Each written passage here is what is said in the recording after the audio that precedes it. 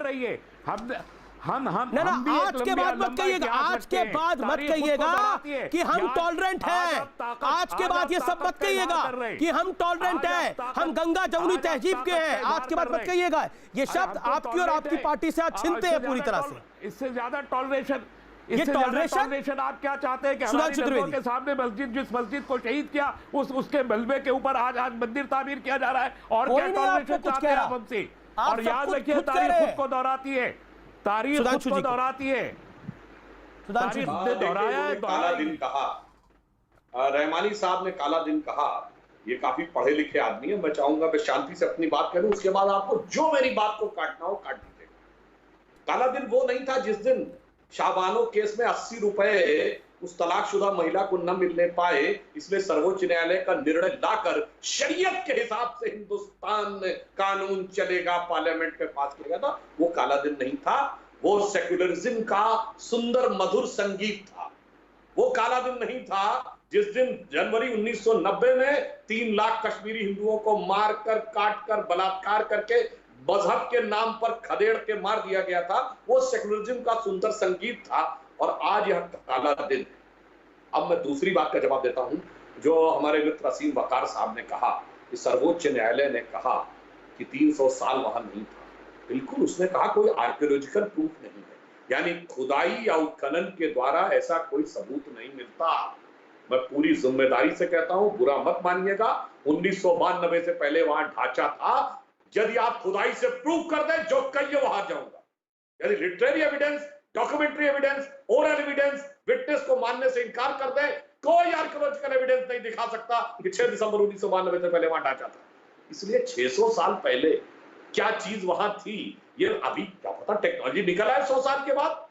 जैसे आज नहीं है, जैसे 1837 में अशोक के शिलालेख निकले थे, 1920 में हड़प्पा की शिलालेख। रहमानी साहब को मौका दीजिए और असीम वकार को मौका दीजिए। अभी और निकल सकता। दूसरी बात मैं कहना चाहता हूं, देखिए ये बहुत अजीब सी बात है जब इस प्रकार की बात कही जाती है कि आप बाहर की चीजों से अननेसेसरी उसको जोड़ने की कोशिश करते हैं। मैं दुख के साथ ये कहूंगा, अरे भाई टर्की से 1920 में कांग्रेस जोड़ रही थी, जब आ जाके फिर 100 साल के बाद जोड़ रहे हैं।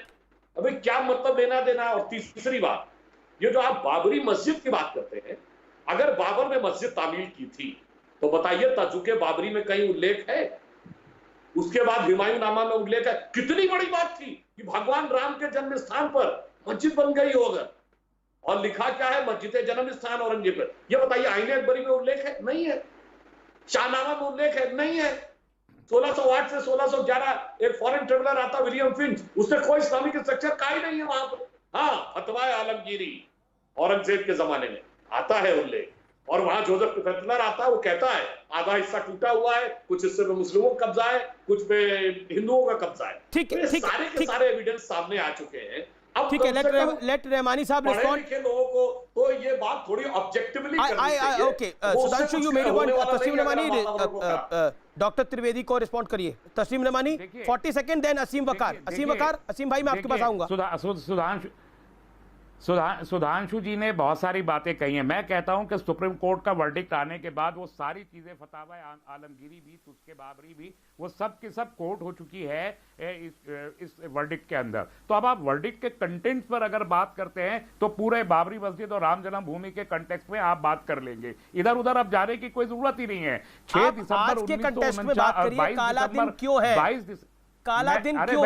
अरे आप उनके 600 साल की बात सुन रहे हैं, आप मेरा उनका जवाब नहीं सुनना चाहते। मैं कह रहा हूं कि 1949 तक वहां नमाज हो रही थी, 22 दिसंबर 1949 तक नमाज हो रही थी। ये सुप्रीम कोर्ट ने तस्लीम किया कि नहीं किया? क्या ये तस्लीम नहीं किया कि 6 दिसंबर 1992 को पूरे सम्मान पूर्वक लकीर पीटने से कुछ नहीं होगा। निर्णय आ चुका है, मंदिर की भूमि पूजन हो चुका है, वहां पे पहली ईंट लग चुकी है। अब ये रोने से क्या फायदा?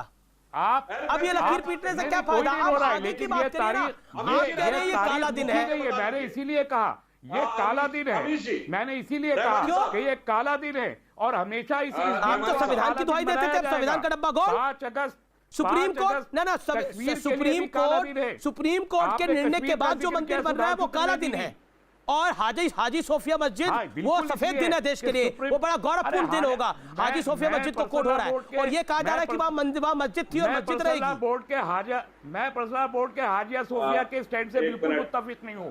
हाजिया सोफिया में किसी ने मस्जिद को, ओके सुधांशु, मैं आपको 20 सेकंड देता हूं, रिस्पॉन्ड करें। People are responding to this debate tonight, people are tweeting it, people are messaging me personally on this debate. कोई मैच नहीं है, लोग इस डिबेट पे रिएक्ट कर रहे हैं। जो उससे पहले मुस्लिम पर्सनल लॉ बोर्ड से मैडम यास्मीन फारूकी ने बात करी, उस पर भी रिएक्ट कर रहे हैं और रहमानी साहब आप पे भी रिएक्ट कर रहे हैं। काले दिन पर बड़ा ऑब्जेक्शन है लोगों का। सुधांशु रिस्पॉन्ड। सुनिए, बस मैं एक सेकंड सुधांशु जी, देन असीम बकार बता दीजिए कि अगर सब कुछ आपकी बात मान ली तो मुगलों के जमाने के रेवेन्यू रिकॉर्ड से लेकर ब्रिटिश गजेटियर में मस्जिद जन्म स्थान क्यों लिखा है?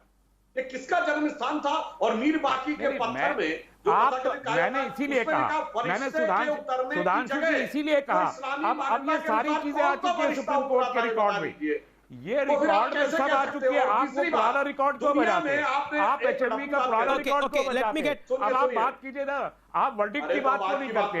आप वर्डिक्ट से अलग हटके आप क्यों जाते? ये सब बातें वर्डिक्ट में आ चुकी हैं। ओके देवकीनंदन ठाकुर कुछ कहना चाह रहे हैं, असीम बकार कुछ कहना चाह रहे हैं। असीम बकार मैं आपको 30 सेकंड दे रहा हूं।